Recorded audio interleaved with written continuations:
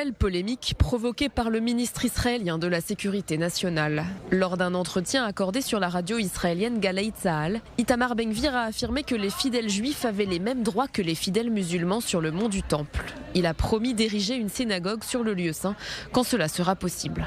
Les politiques en vigueur sur le mont du Temple autorisent la prière. Un point, c'est tout. Vous avez le droit de prier. Il est illégal de vous empêcher de prier. Le Premier ministre sait que lorsque j'ai rejoint le gouvernement, j'ai dit de la manière la plus simple qu'il n'y aurait pas de discrimination sur le mont du Temple, tout comme les musulmans peuvent prier au mur occidental. Des propos qui ont rapidement créé un tollé au sein de la coalition israélienne. Le bureau du Premier ministre lui-même s'est empressé de désavouer ses propos, précisant qu'il n'y avait aucun changement dans le statu quo sur le mont du Temple.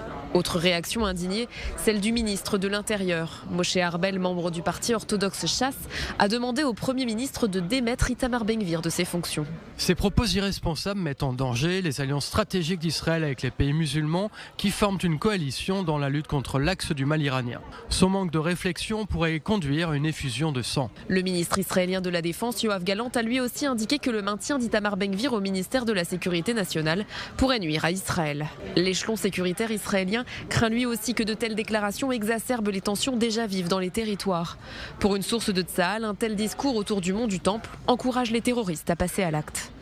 Comme pour confirmer les craintes des responsables sécuritaires, le Hamas a également réagi. L'intention de Ben-Gvir de construire une synagogue à Al-Aqsa est une déclaration dangereuse qui reflète la nature des intentions de son gouvernement à l'égard du mont du Temple. Cette polémique intervient seulement quelques jours après celle du 13 août. Itamar Ben-Gvir s'était rendu sur le mont du Temple à l'occasion de la fête juive de Tisha B'Av, ainsi que près de 1500 fidèles. Une partie d'entre eux s'était prosternée sur le lieu en violation des instructions de la police et du statu quo qui ne permet pas aux non-musulmans de prier.